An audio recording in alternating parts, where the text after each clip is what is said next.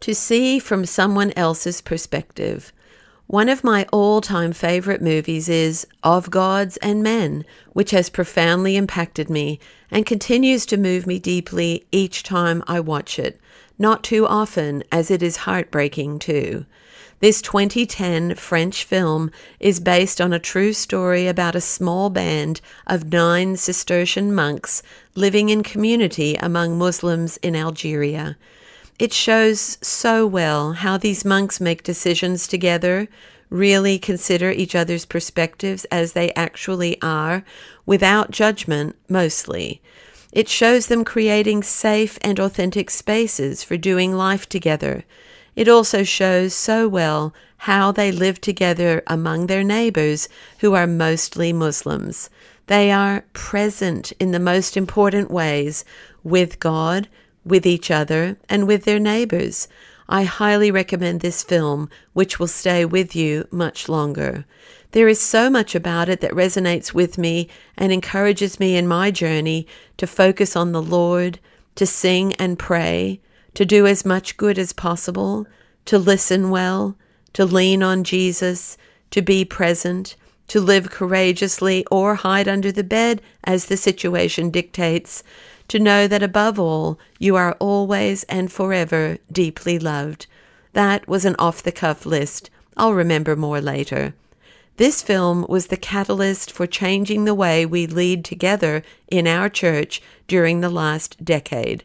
We aim for clarity, not certainty, and move forward with unity in what seems good to the Holy Spirit and to us.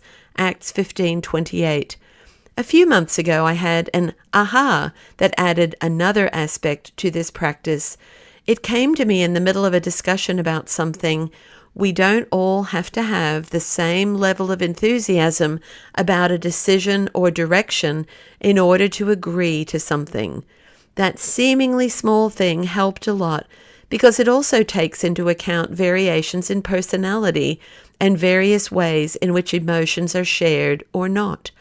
In our previous church, the one from which our church planted 13 plus years ago, there was an authoritarian style of leadership with little emphasis on seeing from there.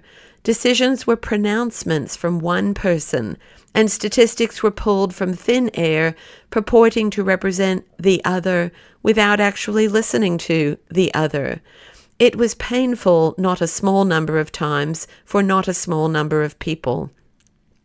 Referring to Wolf's steps, in that setting, I would say we did an okay job of temporarily trying to inhabit the world of the other, but an abysmal job of taking the other into our world. Part of that was a mindset of wanting to be pure by keeping people out of the inner circle who might contaminate the mixture. Also, the idea of repeating any kind of process didn't seem familiar then. It was another mindset of get inner healing, as though it's a once and done thing, and then move on with your life.